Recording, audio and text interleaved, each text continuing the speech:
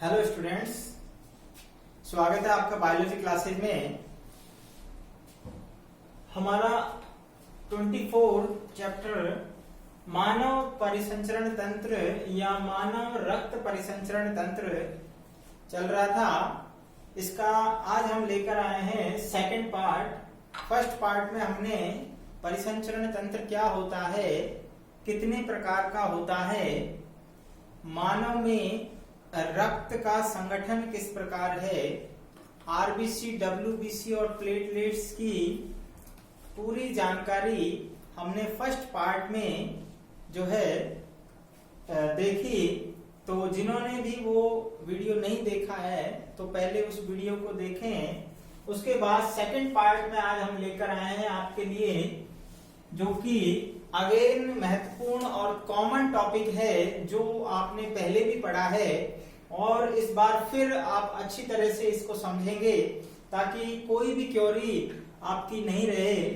सबसे पहले हम बात करेंगे रक्त समूह, तो ब्लड ग्रुप। तो रक्त के अंदर हम जानते हैं रक्त समूह होते हैं और रक्त समूह की खोज सबसे पहले बात आती है किसने की, तो मानव में रक्त समूह की खोज कार्ल लैंडस्टीनर ने 1900 में की। कार्ल लैंडस्टीनर ने लगभग 1900 में की रक्त समूह की खोज। अब बात करते हैं कि जो रक्त समूह होते हैं, ब्लड ग्रुप होते हैं मानव के रक्त के अंदर, हम कहते हैं अलग अलग प्रकार के ब्लड ग्रुप्स होते हैं। आखिर वो कौन सा आधार है जिसके आधार पर हमने ब्लड ग्रुप्स को अलग अलग प्रकार में विभाजित किया है। तो सबसे पहली बात हमें यहाँ समझनी होगी कि रक्त में दो चीजें मुख्य रूप से इसके लिए जिम्मेवार होती हैं। सबसे पहले एंटीजन की बात करते हैं, जिसे हम प्रतिजन भी कहते हैं। एंटीजन या प्रतिजन, एंटीजन रक्त में आरबीसी की सतह पर उपस्थित प्रोटीन कारक होता है। एंटीजन क्या है स्टूडेंट्स? एंटीजन को हम हिंदी में प्रतिजन भी कहते हैं और ये प्रतिजन रक्त में आरबीसी जो होती है, रेड ब्लड कार्पल्स अर्थात लाल रक्त कणिका की सतह पर उपस्थित होता है और ये एक प्रोटीन कारक है और जो एंटीबॉडी बनने के लिए प्रेरित करता है। अर्थात जो एंटीजन होगा वो एंटीबॉडी बनाने के लिए प्रेरित करता है। तो एंटीजन के लिए हम ये सभी जगह इस प्रकार से परिभाषा देते हैं कि कोई भी जो कारक है वो चाहे कहीं भी हो सकता है, एंटीजन वो एंटीबॉडी बनने के लिए प्रेरित करता है। तो उसी प्रकार यहाँ रक्त में भी एंटीजन होते हैं, ये प्रोटीन प्रकृति के कारक होते हैं। जैसे हम समझ सकते हैं कि ये आरबीसी है और आरबीसी की सतह पर, यहाँ सतह पर एंटीजन उपस्थित होता है। ओके, अब बात करते हैं एंटीबॉडी की। एंटीबॉडी को हम हिंदी में प्रतिरक्षी कहते हैं, अर्थात रक्षा करने वाली। प्रतिरक्षी क्या है? ये प्लाज्मा में उपस्थित एंटीजन विरोधी कारक होता है। तो यहां ध्यान रखने की बात है कि जो एंटीबॉडी है वो प्लाज्मा में घुली होती है। यानी जैसे मान लीजिए ये हमारा प्रोटीन का जो है ये ब्लड का एक सैंपल है, इसमें ये आरबीसी हैं और यहाँ पर प्लाज्मा है। तो हम कह सकते हैं कि इस प्लाज्मा में एंटीबॉडी है इस प्लाज्मा के अंदर, और आरबीसी की सतह पर क्या है? एंटीजन है। तो ये बात समझ में आ जानी चाहिए कि एंटीजन जो है वो आरबीसी की सतह पर होते हैं, प्रोटीन कारक हैं, जबकि एंटीबॉडी प्लाज्मा में घुले रहते हैं। सबसे खास बात जो है वो है कि जो एंटीजन होता है उसकी विपरीत एंटीबॉडी पाई जाती है। ये हम आगे देखेंगे, क्योंकि एंटीजन एंटीबॉडी आपस में परस्पर क्रिया करते हैं। तो यहाँ पर हमने इन्हीं के बेस पर यहाँ पर दो प्रकार के तंत्र हम देखते हैं मानव के अंदर। ABO रक्त तंत्र होता है, एक होता है RH रक्त तंत्र। तो दोनों को हम पढ़ेंगे। तो सबसे पहले हम बात करते हैं ABO रक्त तंत्र जो है, अर्थात यहाँ हमने एंटीजन की उपस्थिति के आधार पर, मानव में एंटीजन की उपस्थिति के आधार पर 4 प्रकार के रक्त समूह होते हैं, अर्थात 4 type of blood group in human on the basis of antigen और द प्रेजेंस ऑफ एंटीजन। हम कह सकते हैं कि 4 टाइप्स के ब्लड ग्रुप पाए जाते हैं। तो यहाँ हम एक एक करके बात करते हैं।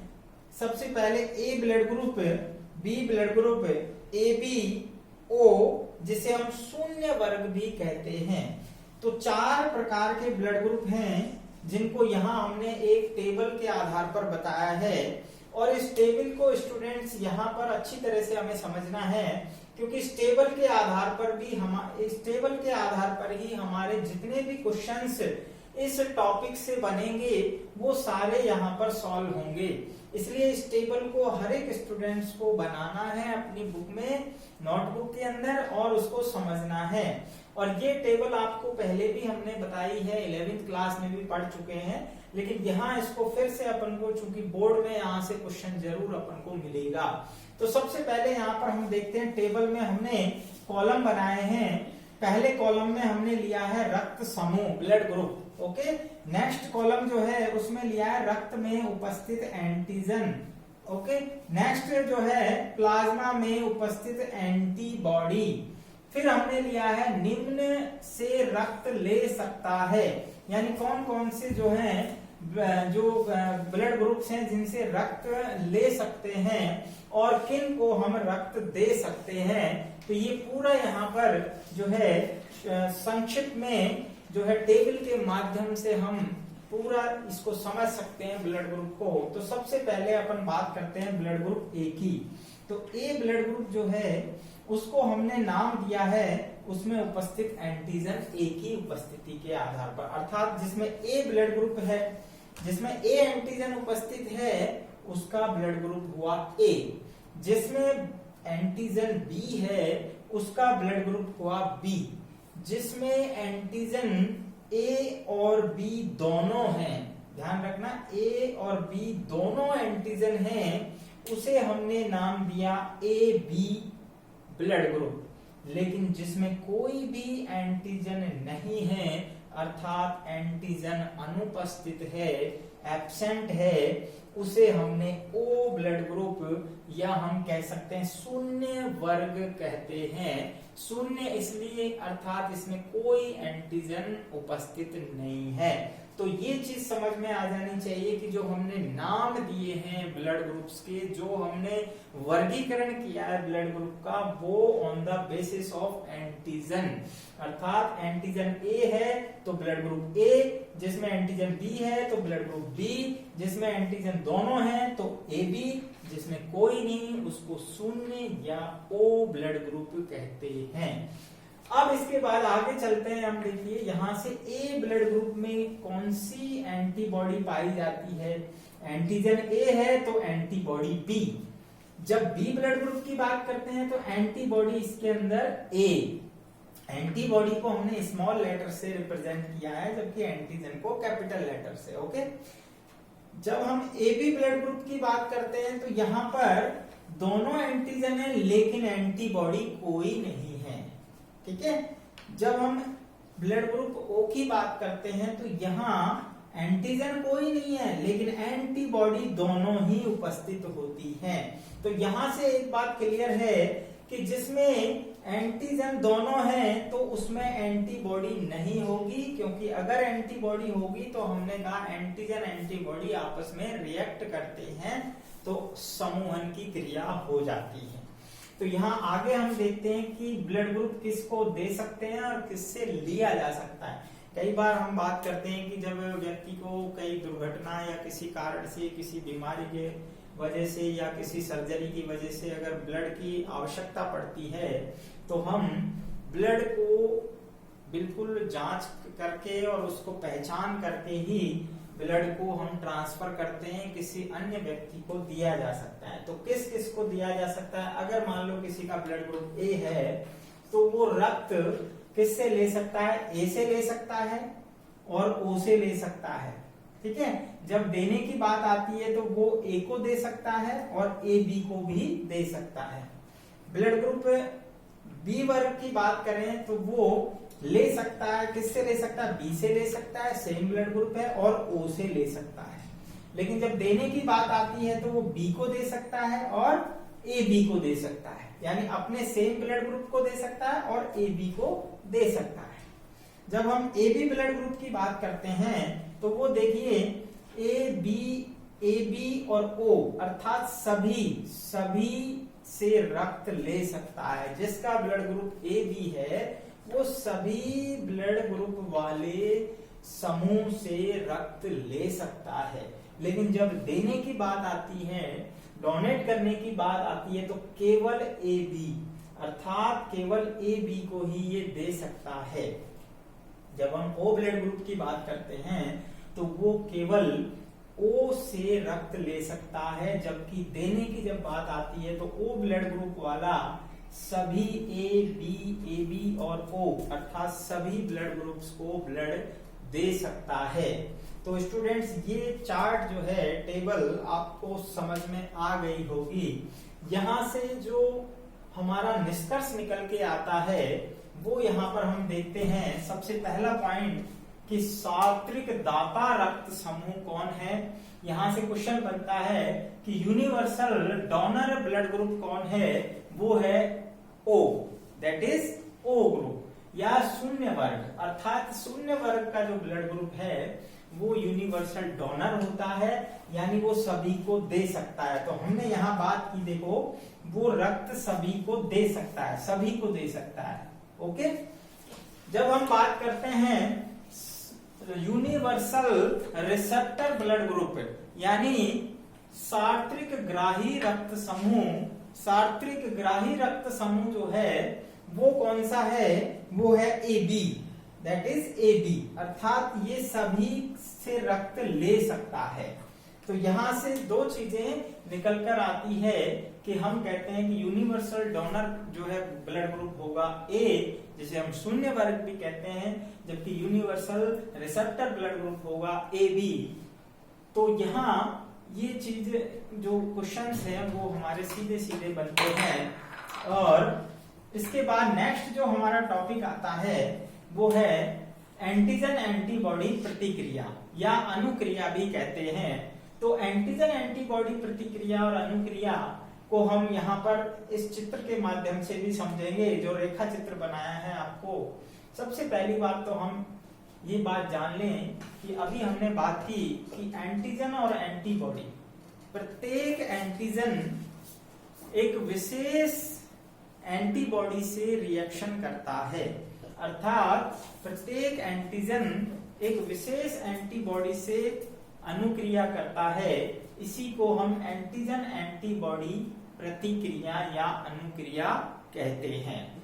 तो यहाँ हम बात करते हैं कि ये एंटीजन एंटीबॉडी अनुक्रिया किस प्रकार होती है, तो उसी को हमें जो है यहाँ पर ध्यान में रखते हुए रक्ताधान करना होता है।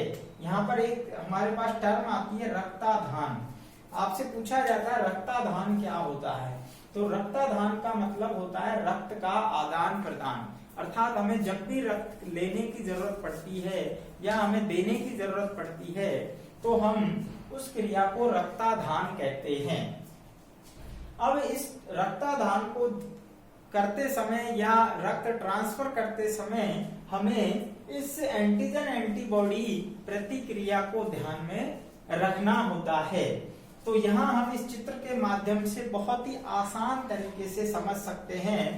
देखिए स्टूडेंट्स, ये डायग्राम जो है कहने को बड़ा जो है आसान लग रहा है और स्टूडेंट्स इसको बड़े ही हल्के में लेते हैं, तो मैं साफ ये कहूंगा कि ये जो डायग्राम है इसको आप अच्छी तरह से ध्यान दें, और इसमें वो सारे क्वेश्चनों के आंसर हैं जो आपको ब्लड ग्रुप से संबंधित यानी मिलेंगे। तो सबसे पहली बात देखिए, यहाँ पर हमने ए बी और ओ 4 टाइप्स के ब्लड ग्रुप्स को दिखाया है, और यहाँ ये एरो के माध्यम से हमने 2 एरो लगाए हैं। ध्यान से समझना, एक एरो जो कि कंटिन्यूअस चल रहा है, ये देखिए कंटिन्यूअस एरो है, ये आपको क्या बता रहा है, रक्ताधान से समूहन नहीं, अर्थात यहां से यहां हम रक्त की बात कर रहे हैं तो समूहन नहीं होगा, अर्थात गुच्छन नहीं होगा, तो रक्ताधान संभव है। यानी किन के मध्य रक्ताधान संभव। इससे पहले हम समूहन को समझ लें। समूहन क्या है, यहाँ पर समूहन, आश्लेषण और गुच्छन, ये तीनों शब्दों का अर्थ एक ही निकल कर आता है कि यदि मान लीजिए एंटीजन और एंटीबॉडी आपस में अनुक्रिया करते हैं तो हमारे रक्त में उपस्थित आरबीसी अर्थात लाल रक्त कणिकाएं आपस में चिपक जाती हैं, आपस में गुच्छन कर लेती हैं। इसी क्रिया को हम समूहन या आश्लेषण या आरबीसी का गुच्छन कहते हैं, यानी क्लंपिंग, आरबीसी का क्लंपिंग होना। तो ये प्रक्रिया जो है अगर होती है तो जो हमारा रक्त है वो उसका जो है फ्लो बिगड़ जाता है और प्राणी की मृत्यु हो सकती है। तो इस समूहन, इस आश्लेषण और आरबीसी के गुच्छन को बचाने के लिए हमें रक्ताधान करते समय अर्थात रक्त का आदान प्रदान करते समय इन एंटीबॉडी एंटीजन क्रिया को ध्यान में रखते हुए ही हमें रक्त समूह का ट्रांसफर करना होता है। तो यहाँ देखिए कब समूहन होगा और कब समूहन नहीं होगा उसको हम इसके माध्यम से बता रहे हैं। रक्ताधान से समूहन नहीं, अर्थात यहाँ अगर एरो, ये वाले अगर एरो की बात करें तो यहाँ ए रक्त समूह वाला ए वाले को ब्लड दे रहा है, ए रक्त समूह से ए को रक्त दिया जा रहा है तो समूहन नहीं होगा, अर्थात रक्ताधान पॉसिबल है। जब हम बी से बी को दे रहे हैं तो कोई प्रॉब्लम नहीं होगी, ओ से ओ को दिया जा रहा है कोई प्रॉब्लम नहीं, ए बी से ए बी को दिया जा रहा है कोई प्रॉब्लम नहीं है। लेकिन बात आती है यहां से, देखिए डॉट डॉट जो करके हमने एरो दिखाया है, इसका मतलब ये है कि रक्ताधान से समूहन क्रिया होगी। अगर आप यहाँ अगर रक्ताधान कर रहे हैं तो समूहन क्रिया होगी, तो कि जो है यानी क्लंपिंग होगा और उससे प्राणी की मृत्यु हो सकती है। तो यहाँ हम देखते हैं यदि ए ब्लड ग्रुप वाले को, यदि ए ब्लड ग्रुप वाले से बी को रक्त दिया जाता है तो समूहन होगा, यदि बी से ओ को दिया जाता है तो समूहन होगा, यदि ए बी से ओ को दिया जाता है रक्त तो समूहन होगा, यदि ए बी से ए को और ए बी से बी को रक्त अगर दिया जाता है तो समूहन होगा। तो यहाँ हम इसको बहुत आसानी से समझ सकते हैं। तो मैं समझता हूं कि आपको ये सारी जो है ब्लड ग्रुप से संबंधित क्वेरीज जो भी हैं आपकी बनती हैं, कोई भी कंफ्यूजन है वो नहीं रहना चाहिए। एक बार फिर से समझते हैं कि मानव रक्त समूह की खोज कार्ल लैंडस्टीनर ने 1900 में की। एंटीजन और एंटीबॉडी रक्त में पाए जाने वाले प्रोटीन कारक हैं। एंटीजन रक्त में आरबीसी की सतह पर होता है, जबकि एंटीबॉडी जो है वो प्लाज्मा में घुली होती है। और यहाँ हम एंटीजन की उपस्थिति के आधार पर 4 प्रकार के रक्त समूह बताते हैं, ए बी और ओ, अर्थात शून्य वर्ग। कौन कौन से ब्लड ग्रुप के अंदर कौन कौन सा एंटीजन है। ए में ए एंटीजन होता है, बी में बी एंटीजन होता है, ए बी में दोनों एंटीजन होते हैं, जबकि ओ में कोई एंटीजन नहीं होता है। और किस प्रकार हम कहते हैं सात्विक दाता रक्त समूह ओ अर्थात शून्य वर्ग होता है जो सभी को रक्त दे सकता है, जबकि सात्विक ग्राही यूनिवर्सल रिसेप्टर जो है ए बी ब्लड ग्रुप होता है जो सभी से रक्त ले सकता है। इसके साथ ही एंटीजन एंटीबॉडी प्रतिक्रिया या अनुक्रिया अर्थात प्रत्येक विशेष एंटीजन एक विशेष एंटीबॉडी से रिएक्ट करता है और वो रिएक्शन से समूहन होता है। आरबीसी में क्लम्पिंग होता है, गुच्छन होता है। इस क्रिया को हम समूहन, आश्लेषण और गुच्छन कहते हैं। और इस गुच्छन को बचाने के लिए ही हम जब भी रक्तादान करते हैं तो हमें रक्त आदान करते समय, रक्त ट्रांसफर करते समय इन रक्त समूहों के जो नियम हैं और जो इनके नियम को ध्यान में रखते हुए ही हम रक्तादान करते हैं, ताकि जो है प्राणी को सही रक्त सही समय पर उपलब्ध हो सके। तो नेक्स्ट में हम लेंगे ब्लड ग्रुप में RH कारक क्या होता है। ठीक है।